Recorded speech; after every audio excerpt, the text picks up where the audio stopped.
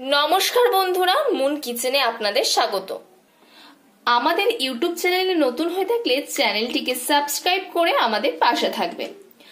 আপনারা তো গুঁড়ি কচুর বা গাঁটি কচু যাকে বলে তার অনেক রেসিপি খেয়ে দেখেছেন। চিংড়ি মাছ দিয়ে এই রেসিপিটা শুধু একবার খেয়ে দেখুন, যাকে খাওয়াবেন সেই বলবে, বাহ, এই রেসিপিটা কোথা থেকে শিখলি। এত সুন্দর লাগে এই রেসিপিটা খেতে।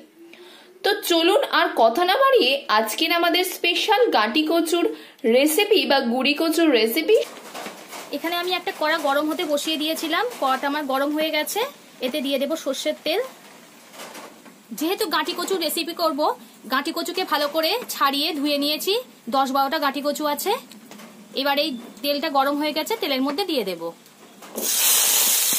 অনেকে এটাকে আবার গুঁড়ি কচুও বলে থাকে। এবার লাল লাল করে এটাকে ভেজে নেব। ভাজার সময় সামান্য একটু লবণ দিয়ে দিলাম আর একটু হলুদ গুঁড়ো।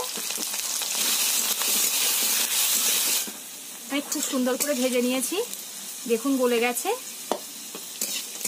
এটা তুলে নেব। 3টে মাঝারি সাইজের আলুকে ঠিক এরকম গোটা গোটা করে কেটে নিয়েছি। এবার তেলের মধ্যে ভাজতে দিয়ে দেব। আলুগুলোকে একটু ভেজে নেব লাল লাল করে। আলু আমার ভাজা হয়ে গেছে, আলুগুলোকে এবার তুলে নেব।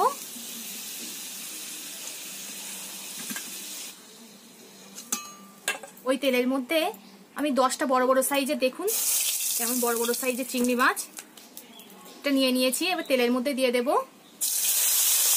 অল্প করে হলুদ দিলাম, সামান্য লবণ।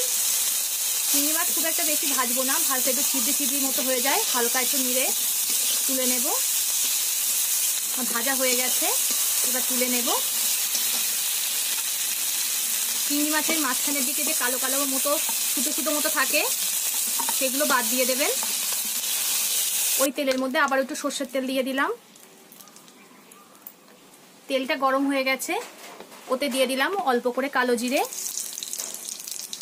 একটা তেজপাতা আর 2টো বড় সাইজের পেঁয়াজ কুচিয়ে রেখেছিলাম, সেটাকে দিয়ে দিলাম। ভালো করে একটু ভেজে নেব। এতে দিয়ে দেব 4 চামচের 1 চামচ রসুন বাটা। রসুনে যতক্ষণ কাঁচা গন্ধ না যাবে ততক্ষণ ভাজতে হবে। পেঁয়াজ রসুন আমার ভালো করে ভাজা হয়ে গেছে। এতে দিয়ে দেবো একটা বড় সাইজের টমেটো কুচি। টমেটো গলা অবধি অপেক্ষা করতে হবে। টমেটো প্রায় গলে এসছে। এতে দিয়ে দেবো 4 চামচের 1 চামচ আদা বাটা। এতে সামান্য একটু জল অ্যাড করবো। এবার মশলার একটা সুন্দর গ্রেভি তৈরি হবে। এবার এতে দিয়ে দেবো স্বাদ মতো লবণ, পরিমাণ মতো হলুদ গুঁড়ো, 4 চামচের 1/2 চামচ কাশ্মীরি লঙ্কা গুঁড়ো, 4 চামচের 1/2 চামচ জিরে গুঁড়ো, চামচ ধনিয়া গুঁড়ো। সমস্ত কিছুকে ভালোভাবে মিশিয়ে নিতে হবে।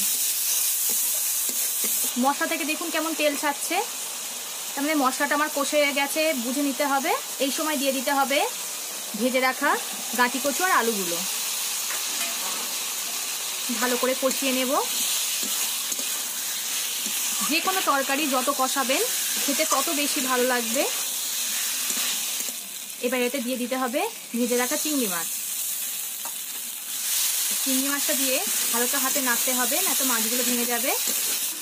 2টো কাঁচা লঙ্কাকে চিকিয়ে রেখেছিলাম, সেটা দিয়ে দিলাম। ঝালটা আপনারা স্বাদ মতো দিয়ে দেবেন, যে যেমন ঝাল খেতে পছন্দ করেন। কাঁচা লঙ্কা সুন্দর একটা ফ্লেভারের জন্য লঙ্কাটা আমি লাস্টে দিলাম।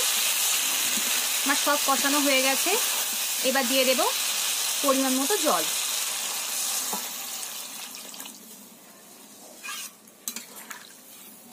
ঝোলটাকে একটু ফুটতে দেব। আমার ঝোলটা হয়ে গেছে, সবকিছুই দেখুন পারফেক্টলি গলে গেছে।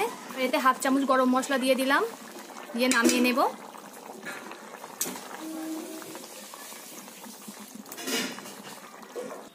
আমার নামানো হয়ে গেছে। আপনারা অবশ্যই বাড়িতে একবার ট্রাই করে দেখবেন, দারুণ লাগে খেতে। ভিডিওটা ভালো লাগলে লাইক ও শেয়ার করে দেবেন, কমেন্ট করে জানাবেন আপনাদের মতামত। পরবর্তী ভিডিওতে আপনাদের সঙ্গে আবার দেখা হচ্ছে।